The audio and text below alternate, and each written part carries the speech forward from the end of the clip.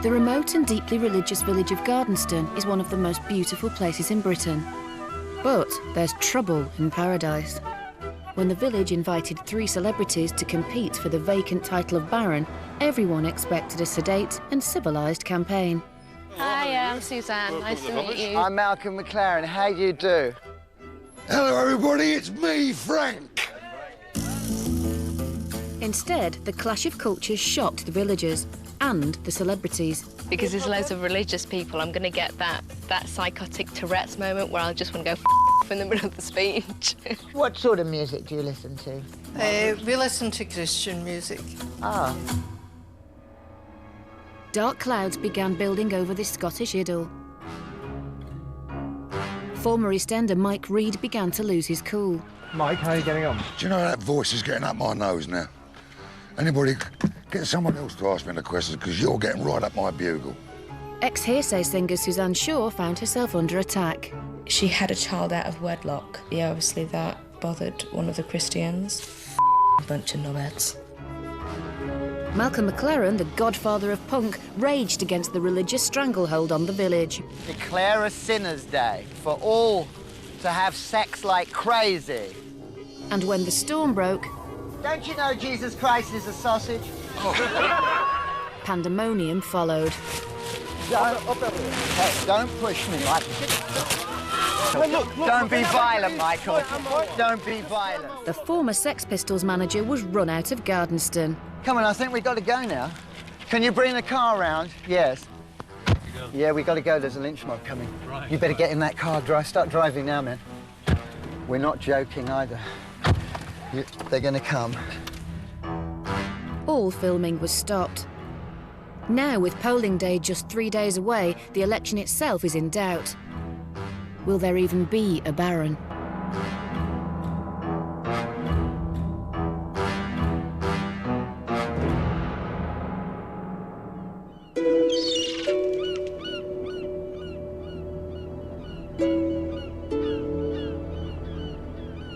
It's the morning after, and the community has retreated behind closed doors.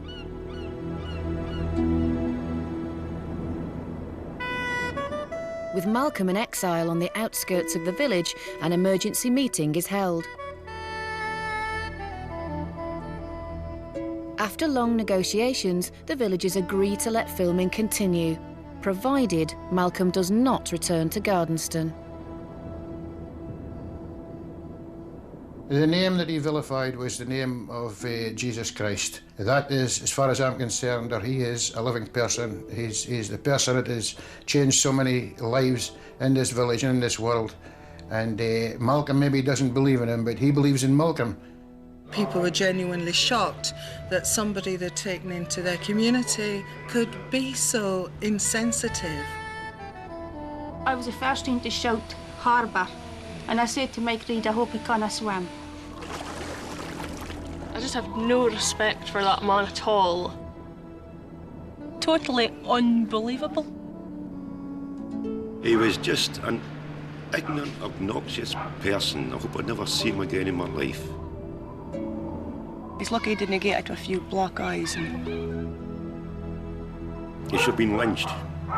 We'll carry on, we'll carry on. We're upfront people. There's no going behind anybody's back. If there's a problem, we get it up on the table and get it sorted out. And yes, it was a messy episode, but I think we should end on a high note. And I think I would like to take this opportunity to lift high the name of the man who was vilified and to give him the honour and the glory, because he's worthy of it all. Thank you.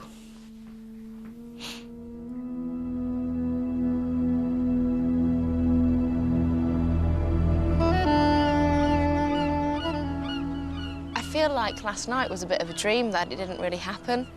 It was one of those scenarios that you just would not expect in a million years. You're basically living in a time warp up here. They're not interested, really, on what's going on outside this little haven. And we've introduced them to a lunatic. You've got to respect people's way of life. You have to.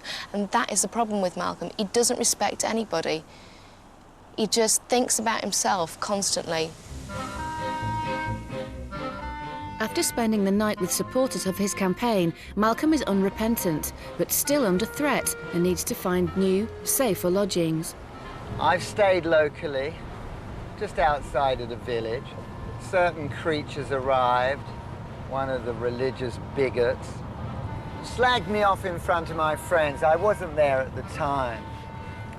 And it was advisable to move on, really. You know, this community is small, somewhat sinister, and a little scary for those that have to exist and eke out a living in this part of the world. And not wanting to give them any trouble, I decided it best to move on, basically. It was nothing short of blasphemy, and that's when he was removed from the platform that he was on. Well, the producer told me that he had a 2-hour meeting in which they were bursting blood vessels and went on and on and on, claiming I'd blasphemed their God. Well, what about my God? I have lots of gods. They walk all around the place, just like in ancient Greece. Despite being in exile, Malcolm's name will remain on the ballot papers, but Mike and Suzanne now see the race as a double-header. Something I've really got to get across to the people of this village that I do now have times on my hand. I mean, you know, with all due respect, once again, what I'm saying here is on camera, so no one's going to see this until the show goes out. So I'm not running anybody down, but I mean, look with Susie, to repeat myself time after time, she's a bubbly little thing, and she's got all the votes of the kids, and she's got all the votes of the young men. But I mean, she's 24, 25 years old, and her career's just blossoming. And so, you know, she won't be able to, generally won't be able to give any time up here whatsoever. It actually has to be saved, the title, because if it ended up with someone like Malcolm, like, places would just be destroyed and made into, like, everywhere would be Amsterdam. It would just be, like, drug-fueled, weird communities. And it was quite apt yesterday to mean that, you know, the barony actually meant something and you know, needed somebody to take actually control, because some idiot could come along and destroy a really lovely community like this. Mike and Suzanne might think the contest to be barren has become a 2-horse race, but unbeknown to them, a secret network of Malcolm's supporters is rallying to his campaign and is determined to keep him in the competition. Jesus is a sausage note. They threw him off a stage for that. I was quite shocked how, you know, a 61-year-old man can be physically assaulted in that way, because, I mean, it's quite vicious what happened. If Jesus Christ walked into this village now, they'd probably treat him the same way as they treat us. Jesus. At the end of the day, if there was going to be a Baron, he'd be the one I want. I think that there is quite a few people going to vote for Malcolm behind closed doors, but won't say they are, because, you know, people will not say something to them, but they probably might, you know, ignore them on the street or talk about them. It's not a nice feeling when you've got to live with the people. People are allowed to have their views, and you just got to accept it and be open-minded, and sometimes a little shock is good. This village needs shaking up a bit. And I don't think the girl from Hearsay or Mike Reid will do that. Malcolm McLaren is the guy for that. I don't think anybody should think this is an end. I think people should think this is just the beginning. Hey, you know, rock and roll took a few years to happen, you know. Coming up, Malcolm stops running and starts fighting back. They use the church as a form of control. Yeah. It's a power. It's their power base. And the rivalry between Mike and Suzanne turns nasty. No, I think it's bang out of order. It's favouritism again, and because you're nicking, as you have since the start of this campaign, my ideas. Straight race between Mike Reid and Suzanne Shaw.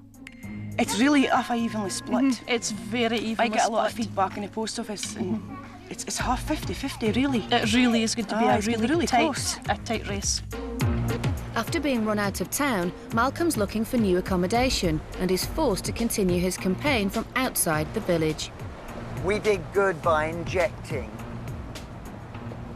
some rock and roll, a little joy, and yeah, I guess paint the town red.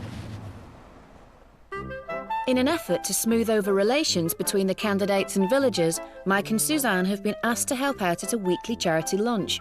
Sensing an opportunity to win extra votes, Mike is first on the scene to help prepare the meal. And the subject of Malcolm is never far away. I mean, it'll take a while to forget about it because it was very blasphemous what he said, and it just was so uncalled for. I think he's a very clever man. I think he could manipulate people also. He's a sad man, unfortunately. Well, I think so too, Mike, because there's something very sick inside, and he obviously is searching for something he's never really found yet. Hello, Susie. How are you, sweet? Good. Would you like me to make tea for everyone? Yes, you do that. What a good idea, Sue. I'm delighted Malcolm's not here anymore. Delighted. I personally would rather not talk about Malcolm. I don't want to give the man any credence whatsoever, and I think he should be left to die, because the only thing I think we're doing now, by keep bunging his name in, keep bunging his name in, you know, you're giving him a little boost, and it's not fair to the villagers. I don't like the idea of actually Susan carrying the soup, because I made it. And when she walks in the hall, they'll think she's... She'll get all the accolade.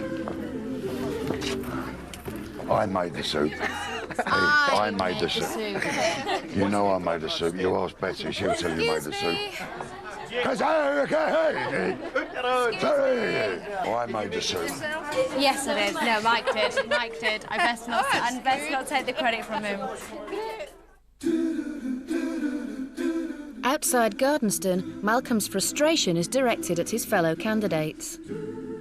What upset me was these two pathetic other candidates, so-called, who have nothing to say at all except be sycophantic and pretend they found friends. Why don't you let me and Sue do that? Yeah. Would you mind? No, not at all. Thanks, old son. They didn't even show any compassion. They didn't even bother to call me. They didn't give a damn. Run out of town, they didn't give a damn. They didn't show any sympathy or compassion. They're two jerks. But those people are horrible. And they're welcome to the Mike Reids. Hello. Oi. I love you people. They're marvellous. You're the most best company I've ever had. I'd love to come up here and open a garden fete if you want, and Mike says, oi, you can speak to me. Who would want to speak to him at all? And as for Suzanne Shaw, oh, God. But have Mike and Suzanne's efforts been enough to get the villagers back on side? We wanted them to connect with the people. That's what we wanted them to do. And I would say, on the whole, that's what has happened. I mean, they're really very easy to talk to and very helpful. And Suzanne said, what do you want me to do? Mike said, what can I do to help? So it was really good. But I'm going to vote for the young lady, because I'm looking for youth and enthusiasm. And Mike's sort of my age, he's a grumpy old man.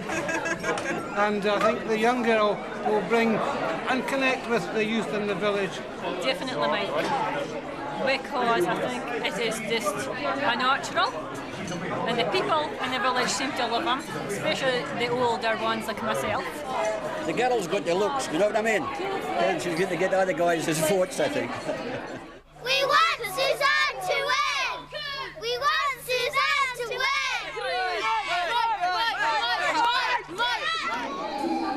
The event has been a triumph for Suzanne and Mike.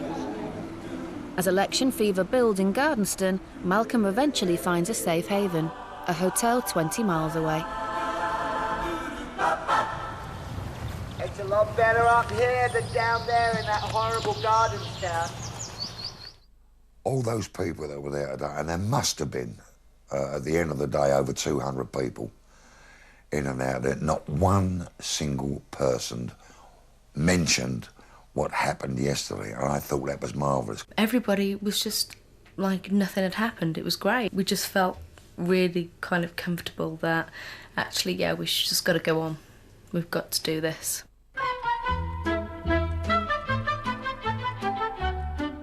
The race to be Baron is on. In just 24 hours' time, the election will take place. It's Mike and Suzanne's final chance to canvass for those all-important votes. Each of the candidates has been provided with canvassing kits. Oh dear. I can't believe this. Mike for Baron, eh? Wasting no time, Suzanne's plan is to paint the village yellow. With the help of campaign manager Bill, she wants to convert as many potential voters as possible before Mike even gets a look in. Can I put some posters up in here, please? Yes. Vote for Mike. Would everybody like to wear a badge? Vote Suzanne. Vote for Baron. I want to be a Baron. I think it's going to be a close run race. I think this will mean absolutely diddly squat. That's what I think. I don't believe these. I've got no hair on my head. Pub. It's been my home for the last week. Aha, idea, bing. Go round all the posters they're put up and cover theirs up with mine. Good idea. How does that sound? Brilliant. Is it a little underhanded? Just slightly, but... That's me. Mike's on his way to meet Derek, his #1 supporter. Hello, my son. Hello, my old campaign manager. How are you, son? Nice to see you. Suzanne's out. I believe she's out slinging posters up all over the place. So I've really got to try to convey to people around here. I'll tell you if I will stand outside. Go on then. For 10 minutes, later on. Yeah. We'll catch your school buses coming home for the school. It's an idea, but, you know, once again, it gets up my nose, you know? I know. But I'm trying to talk to kids, and kids are not my vote. Oh, that's not true. You should have heard them yesterday chanting.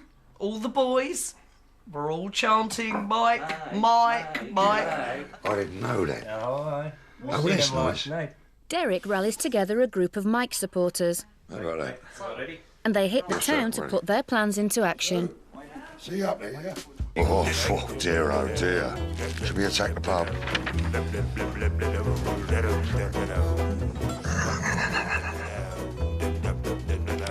Thanks, old son. He's going to go berserk when he sees that. We're outside the campaign manager's for Susan's. This is his house. And we've covered up all her photographs in his shop. He's going to be absolutely livid. Let me just put a little beard on her, because she looks nice with a beard.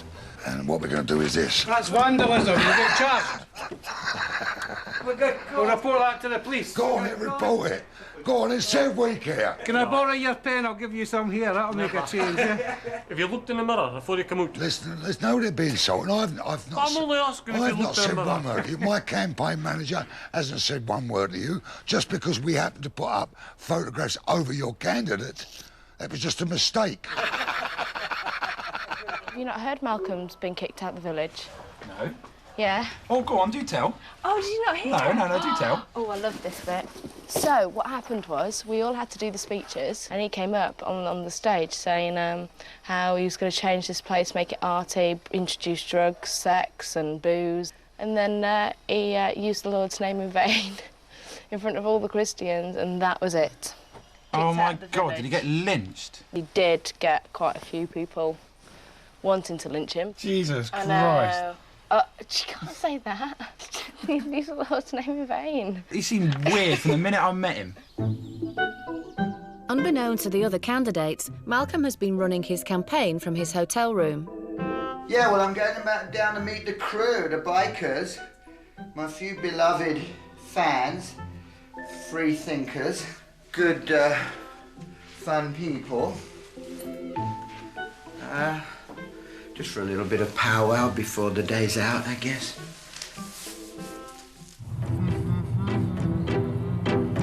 Here we go. What's going on? They're pulling us over. How are you?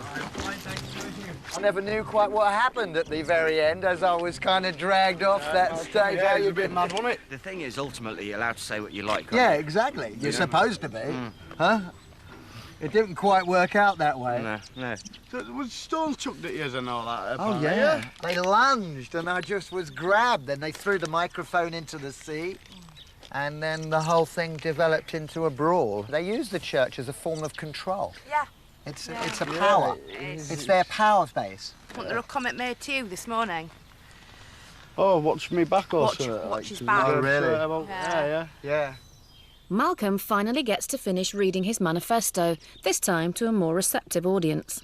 Children need to look a lot more fashionable, fabulous, cool, and dare I say it, a little more rock and roll. For that purpose, we should hold a festival here on these green lolling hills and get all the best that pop culture has to offer. This now foolish title, barren and hollow crown, can now be possibly proclaimed cool again, and we will need to have this title handed over constantly to like-minded individuals, just to keep this town free of all those otherwise. Malcolm Robert Andrew McLaren, God bless you! And all you merry folk, 2nd of May 2007. Original. Very, very original.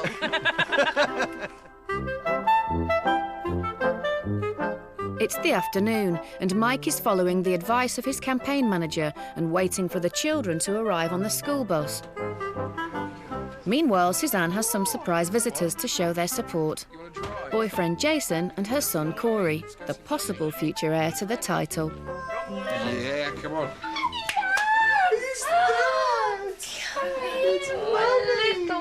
Are you going to wear a nice rosette? Yes, I will wear a rosette if I have one. Ja. No, I asked for one, a mic one. On je bak. Suzanne has caught wind of Mike's plan, and with family in tow, she heads off to engage in battle. I want to know what this woman's doing here. This is my stand tonight. No, that wasn't the rules. We can go wherever we like. No, I think it's bang out of order. It's favouritism again, and because you're nicking, as you have since the start of this campaign, my ideas. You made the village have a stomach bug with your fish soup. Oh, I had sickness and diarrhoea last night. The problem was that what the villagers don't know and still do not know and will not know until this actually comes out, that I made the soup, regardless of the end result, the sickness and all that game, and you had the gall, the temerity, to come in here and take the and carry the soup out. Everybody thought you'd done it. All you did was sit on your tuchus, doing nothing. Are you finished? Take care of yourself. Saved by the bus, rivalry is put aside for the time being as they return to the job in hand. Vote for Mike. You don't want to wear that one, son. I'm better in green. Look at that. Hundreds of them. Who wants a photo with Mike? Quick. Are you on my side? Oh, see, I didn't need to stand there and be desperate with the votes. Like, you know, he's desperate to get the kids on his side. Look at that's what I want to see, my old See, son. when you come and vote for Mike. Are you going to put these in your house window? I think I'm doomed. And this is Jason. Hello, my everyone. partner. Hey, the white men. You all got your badges on? Oh, no, we can't have that. No. Yeah, we can't. Let's have a quick look how it's stuck on. I just need to look how it's stuck on. No, it's all right. Doomed, you hear? You're all doomed. Coming up, the battle continues.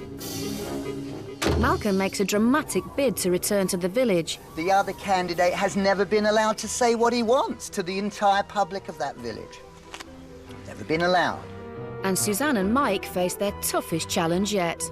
What are your views on God? I think quite a lot in the community were surprised that no one turned up at any church last Sunday. How dare anybody ask me what I'm going to do with my free time? It really, you know, it really got up there on me.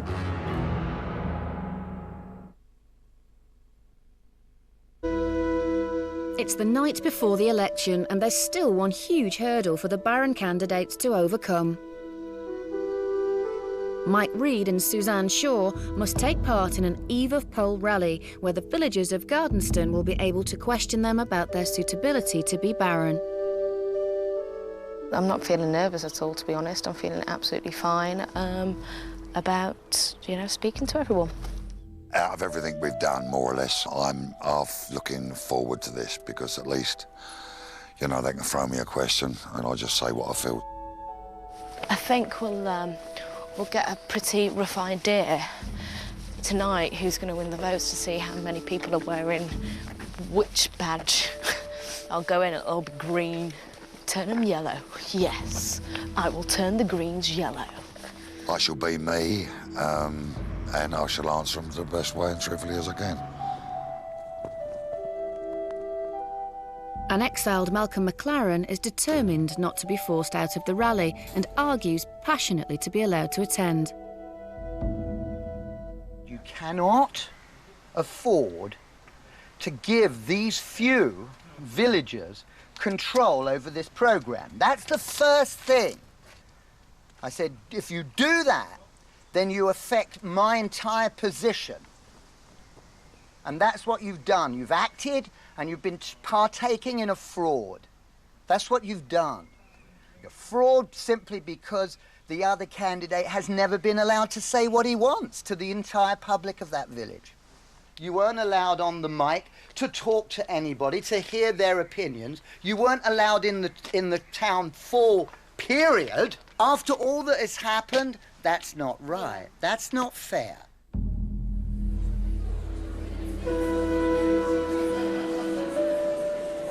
Hello. The Eve of Pole rally begins without Malcolm. His exile is confirmed. Hello. Can anybody hear me? Hey, that's amazing, that. That's great. What a power. Right. We're going to elect a new Baron, Osloot, right? So they've got to work for it, work really hard. So if you've got a question, either put up your hand or stand up, and I think it's Derek, it's good to come along with a mic. Okay?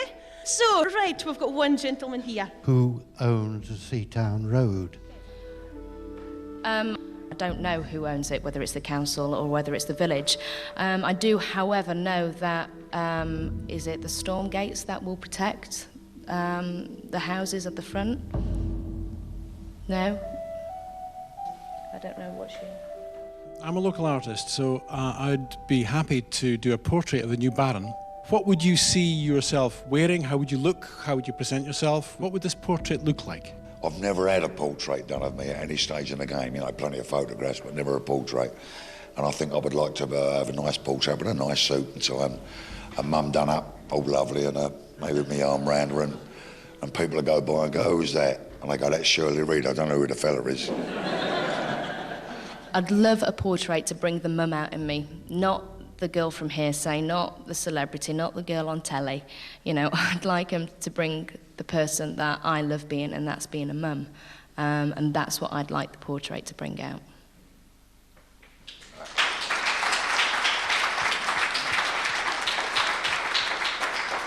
One thing that crosses my mind is that I know, Suzanne, you have a son, because this Baroness has got to be handed on to a son.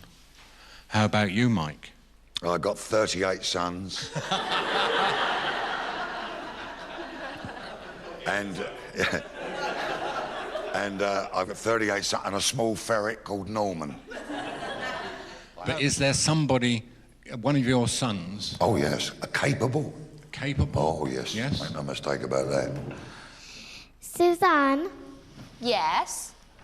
Well, tomorrow, is it all right if you come to my house and have a competition on my singing game?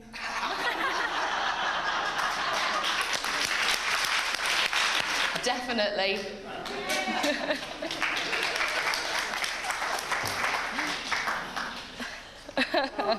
Brilliant. Reid's a Scottish name, so have you ever looked up your ancestors to find out if you actually really belong here?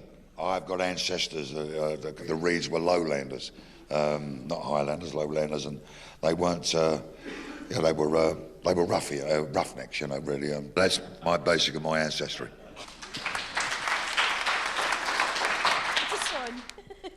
Why do you actually want to be Baron? I don't need to be the Baron. I've got to be absolutely honest. I don't need to be. I would like to be the Baron for several reasons, and mainly to be a part of this place. I think that is the actual only answer, to be honest, is to be a part of this place.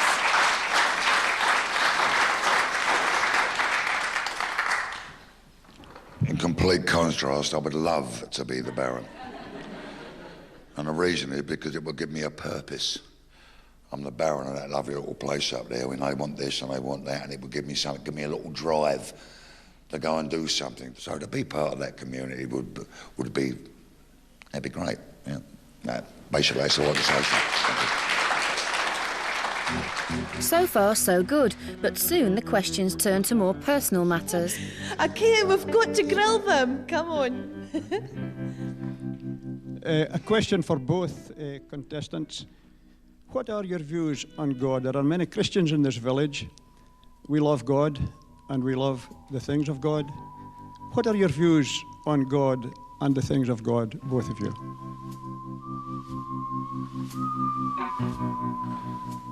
If you're asking me, sir, my answer would be to you that my father was one of the finest men I ever met in my entire life. He was a God-fearing man, but he never went to church. And he used to say to me, son, if I've spent my life like I've spent my life, then if there is a God up there, I know he will forgive me and take me where he is. And I've known also a lot of people in my life that are God-fearing people that are not all that nice. Now, we all know that. We read it in every day in every paper, every day. And my dad was a lovely man, and if when he's dead and gone, and if there is a God, because he was a lovely human being, that's where my old daddy's up there now. And that's all I can say to you about my feelings towards God.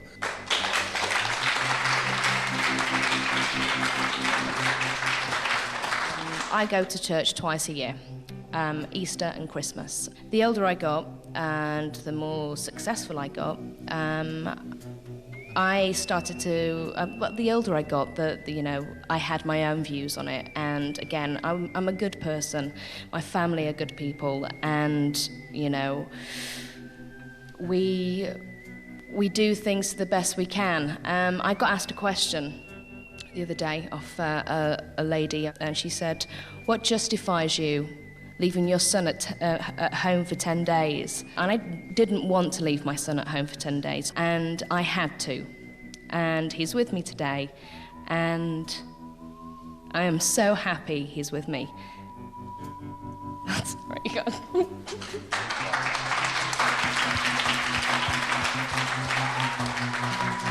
Okay, she doesn't give our backsides for. An emotional Suzanne wants a break, but the villagers have other ideas. It's my Ian Baron enough. Just to follow on that last question, I would have thought the idea of coming up here 10 days, you were integrating with the community. I think quite a lot in the community were surprised that no one turned up at any church last Sunday. What's your take on that? I haven't been to church for a long time, but as I said earlier, it doesn't detract from me that I'm anything but a genuine person. It's as simple as that, my old son. Thank you. Yeah, I'm fine to speak. Yeah. Sorry. Yeah, likewise, you know, I'm sure whether who wins the Baron or not, I'm sure we would both come back to this place at some point. And I would love to witness one of the services. I would love to see what it's all about.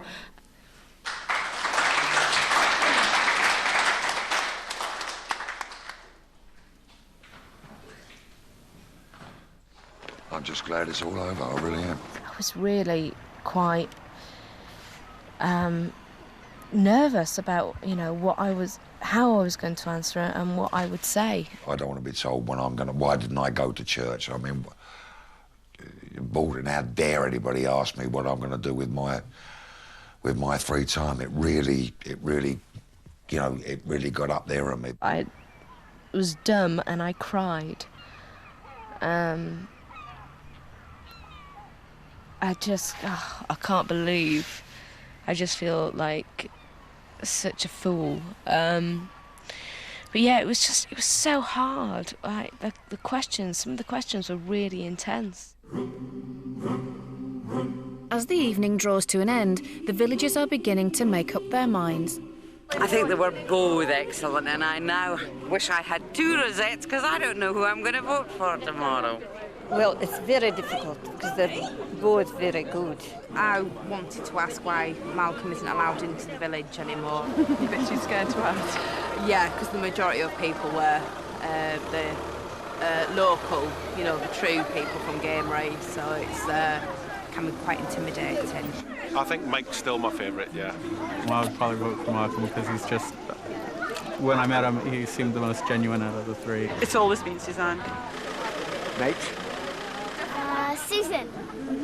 The attitude here of the people makes me think, to be quite honest, do I want to be Baron of that place? I'm not sure. I'll think about that. I'll sleep on it. Coming up, it's election day. Malcolm continues to rage from the sidelines. I can't wait to leave this country now. I can't wait, actually.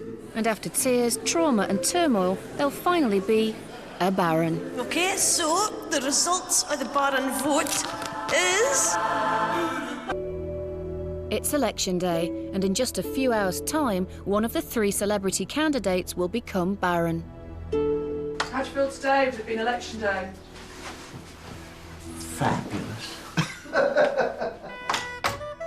The race for the barony has been hard. Malcolm McLaren is in exile after offending the religious community, and the events have also taken their toll on Mike and Suzanne.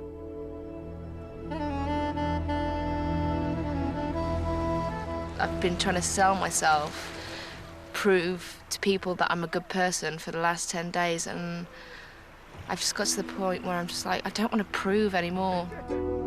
I don't think I would like to get the title. I think there's a lot of pressure involved, pressure that I didn't realise there would be.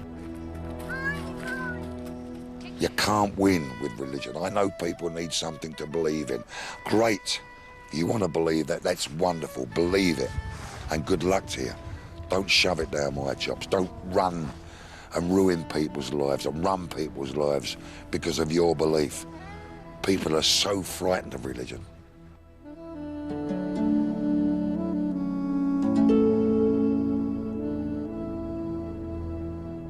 I've constantly, on a daily basis, just been watching whether I was going to offend anyone or slip up, and it's drained me. It's absolutely drained me. I want the title. I want to be Baron of this area because I honestly and truly believe that I can do something in this village that's worthwhile. But if I do get the baronship, I will do my utmost, but I need every single person, elders, young'uns, whoever it may be, helping me out with this project. I'm not sure how I will feel if I win the title of the Baron. I'm really not sure.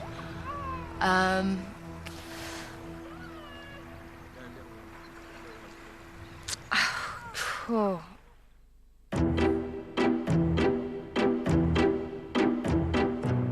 The doors to the polling station finally open. It's now down to the villagers whether Mike, Suzanne or Malcolm will be the Baron. All villagers have a vote, regardless of age, sex or beliefs. Hi, I'm pleased it's come to an end. I'm pleased it's come to a happy end, actually, because during the week we weren't sure just how it was going to end, but I'm so pleased we've arrived at the day and you still seem to have quite a lot of support of the villagers. And I hope many will turn up to vote, and I hope the best man wins. Those that vote that are decidedly clear and different and a mark apart from the other fearful community may provoke as much anger as I did, you know. mean, you can say who you have You know, voted yeah, for if I you voted want for to. Malcolm, like, you know. Right. I voted because for Suzanne. I just find it bizarre that he's not allowed to be here. He's had a bit of an hard time in my view, like, but he's not a bad person, not a so bad person, no. he didn't deserve all that. Shouldn't be stick, given but- a chance like everybody else, really. At the end of the day. There needs to be an investigation into that place. They are a very troublesome bunch, and people need to know. And I think it's the job of any baron to actually do that, to be frank with you. Suzanne's got our vote. Yeah. She's in with the hip crowd. Yeah. Of course, we've voted for Mike. He's a great guy. I voted for Suzanne because she's made more appearances in the village. I've seen her around more often than the others. I voted for Mike. That's who I voted for. I voted for Suzanne, but don't tell Mike.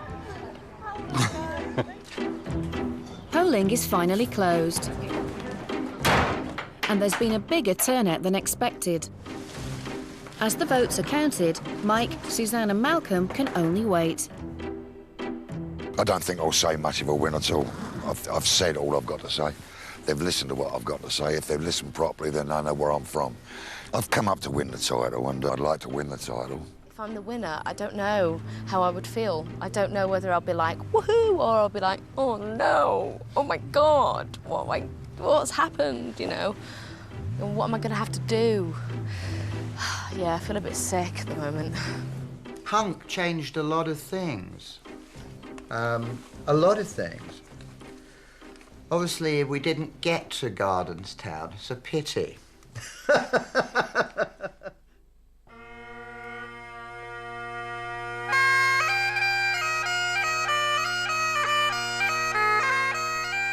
The count is over, and the villagers gather in the village hall to find out who will be their baron. Malcolm has no choice but to wait for the results in his hotel room. I can't wait to leave this country now. I can't wait, actually. Right, finally, the last thing. This is it. This is what we've been waiting for. Ta-da! You two are nervous. The results of the Baron vote is... in third place, with 14 votes, is Malcolm McLaren. This place is seriously ugly. No matter how fantastic this landscape may appear, gentle, tranquil, beneath it all, behind it all, there are people. And it's people that count. And the people are not cool.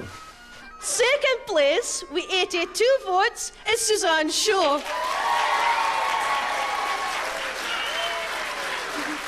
The winner is Mike Reid with 146 votes.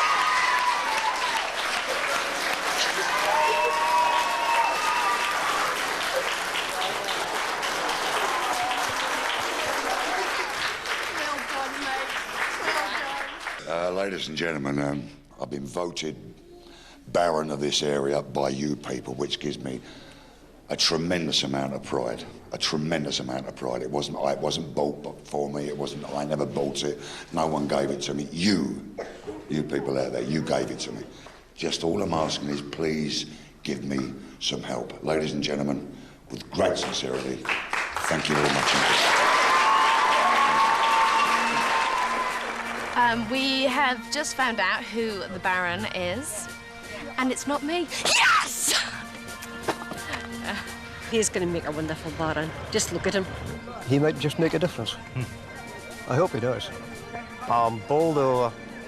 So chuffed. You've no idea how chuffed I am. Really, really pleased. So you're now a baroness, my darling girl. A triumphant Mike phones his wife to tell her the news. Well, congratulations to you as well, little one. I'm really happy Mike got it. Really, really, really am. He really wanted it, and I'm chuffed to bits that he got it. And he's the right guy for the job. Absolutely. She's over the moon. Of course I'm pleased I won. I mean, that's what I've come out here for, to get this title. And fortunately, the villagers have voted me in, and I feel very proud of it. Malcolm got 14 votes. I want to find those 14 people, track them down, headbutt them really hard. I'm very pleased to have the barrowship. I'm very pleased and proud.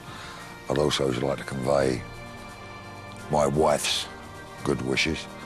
And next time I come up here, wherever that may be, I'm going to bring her with me. I know she'll love this place as much as I do, because it is beautiful. And I'll try my best to be a good baron and try in my own small way to push this little haven forward into the, dare I say, the 21st century.